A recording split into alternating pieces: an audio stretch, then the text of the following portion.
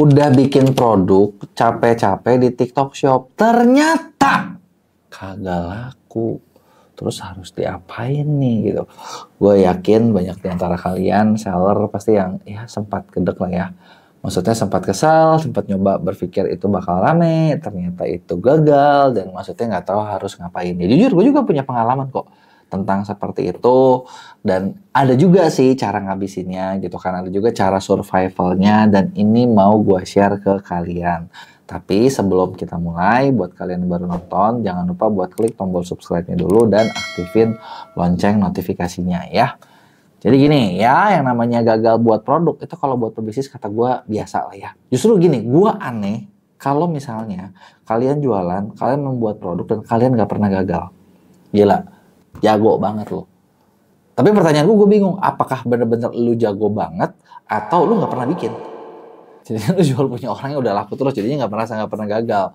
Karena kalau semua orang yang pernah bikin produk, gue yakin pasti ngalamin gagalnya gitu. Jadi kayak udah ngeriset, udah ngapain, kita udah ngelakuin all out deh, dari sisi kita udah maksimal, tapi tetap aja ternyata market atau pasar berkata lain gitu kan, ya mau gimana lagi gitu kan. Nah terus apa nih yang pernah gue alamin dan gimana solusinya gitu ya. Pertama adalah yang bisa lo lakuin adalah coba lo lihat dulu nih, evaluasi dulu kenapa, sebabnya mungkin produk yang lo harapkan itu nggak terlalu laku atau nggak selaku yang diharapkan. Jadi gini, jujur ya, ini pengalaman gue sendiri. Nah ini salah satu produk yang gue bikin, planner buat affiliate. Ini kalau misalnya dari ekspektasi gue, harapan gue, ini setinggi harapan orang tua guys. Setinggi harapan orang tua, serius. Udah, wah ini kayaknya gue yakin udah gacor deh gitu kan. Bahkan ini production cost-nya mahal. Jadi kalau lihat secara kualitas juga ini barangnya bagus banget gitu ya. Production cost-nya mahal, malah bisa dibilang secara production cost salah satu dari produk yang gue bikin ini paling mahal. Production cost paling mahal, pembuatan juga paling lama gitu kan.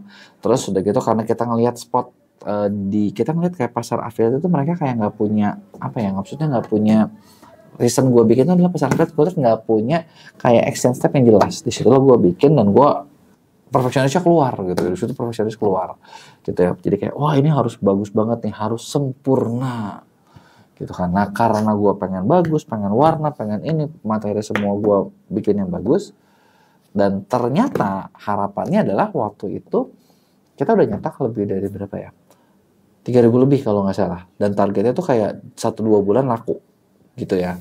Kita udah siapin budget dan ternyata begitu di launch jebret terus ya laku sih, tapi gue sih nggak bilang nggak laku banget ya, gue bilang laku gitu. Lo bisa lihat di TikTok Shop Affiliate Claim itu penjualan cukup bagus.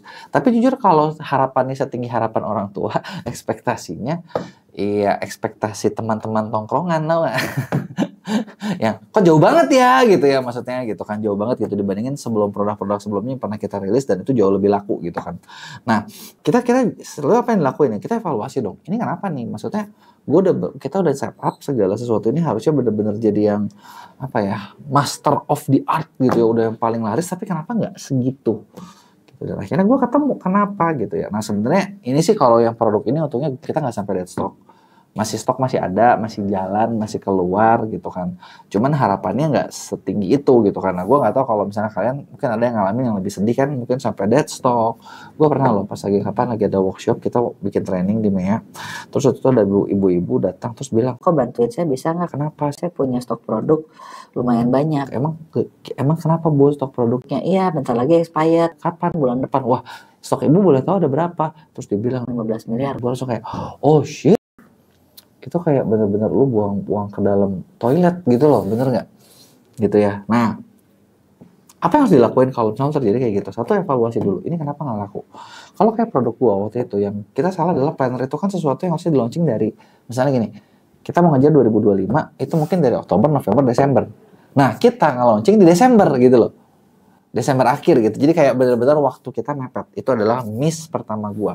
Jadi dari timing gitu ya. Nah, tapi ada juga yang gini. Kedua, nah misalnya nih, secara quality produk, kadang gini, kita suka berpikir kita pengen yang sempurna, kayak gue tuh cuma berpikir sempurna. Apakah kesempurnaan itu yang dipengenin sama audiens? Belum tentu. Dan mungkin lo harus tahu kayak audiens itu, misalnya contoh gini, karena gue pengen sempurna, barangnya premium, jadi harganya mahal. Market gue otomatis lebih sedikit dong yang bisa beli dibandingin mungkin yang harganya lebih murah, barangnya lebih murah gitu kan. Nah, kalian juga di situ mungkin salahnya gue adalah kurang banyak riset kira-kira market yang banyak itu yang mana nih gitu. Nah, itu adalah sesuatu hal lagi yang mungkin perlu dipikirin. Jadi lo harus cari tahu nih, salah lo di mana. Apakah di timing, apakah di pricing, apakah di quality, atau jangan-jangan gini, penawarannya cocok nggak? Pasarnya ada nggak? Yang lebih sedih itu kalau paling stres itu gini, kalau di gue pasarnya gue tahu ada, permintaannya ada, kita bisa influence orang buat beli, gitu kan. Tapi miss kita adalah timing sama quality kita ketinggian, gitu ya. Nah, itu missnya kita, gitu ya. Nah, sekarang gini, gue pengen tanya, sekarang gini, kalian lihat kesalahan kalian di mana, gitu. Pasti ada deh yang salah-salah beberapa halnya. Nah, salahnya ini, terus kita lanjut ke poin kedua. Lu udah ketemu salahnya, bisa nggak lu evaluasi, lu selamatin? Apakah lo di branding, repackaging, atau mau ngapain deh gitu. Gitu. Kalau misalnya contoh ya yang gue ya 2025 nggak masalah, nanti kita masukin aja buat 2026. Atau kalau cetakan berikutnya materi sudah ada, kita bakal downgrading quality, mungkin kita bakal bikin 2026 lebih murah, kita cuma spill sedikit dan kita jual lebih awal. Selesai. Itu tetap itu berarti kan bisa dari packaging, bisa dari branding. Atau berikutnya bahkan kita cetakan berikutnya kita nggak usah pakai tahun. Ya kan? Sesimpel itu kita udah bisa gitu kan. Nah, itu adalah salah satu yang bisa dilakuin juga gitu ya. Nah, yang jadi masalah adalah gini, yang perlu paling pertama adalah pasar lo ada demand-nya apa enggak. Kalau nggak ada demand-nya, udah, lo mau rebranding, repackaging nggak bisa. Kalau ada demand-nya, bisa diselamatin, di rebranding, repackaging, karena mungkin salah posisi, salah target gitu kan, itu kan bisa kan, gitu kan. Karena kadang sesimpel kayak gini, lo menargetkan sesuatu itu untuk A, ternyata A ini bukan pasar yang tepat, tapi barang ini masih bisa kepake. Kita targetin ke B, itu laku gitu loh. Itu butuh rebranding, butuh repackaging, gitu ya. Nah, kalau ini lo misalnya lihat bisa selamatin nggak? Aduh, nggak bisa, udah gini. Ya udah, cara ketiga apa coba? Bikin flash sale, bikin diskon besar-besaran. Ibarat kayak kalau main saham, lo udah beli harga ketinggian, modalnya nyangkut. Ya mau gimana lagi? Cut loss lah, bener nggak?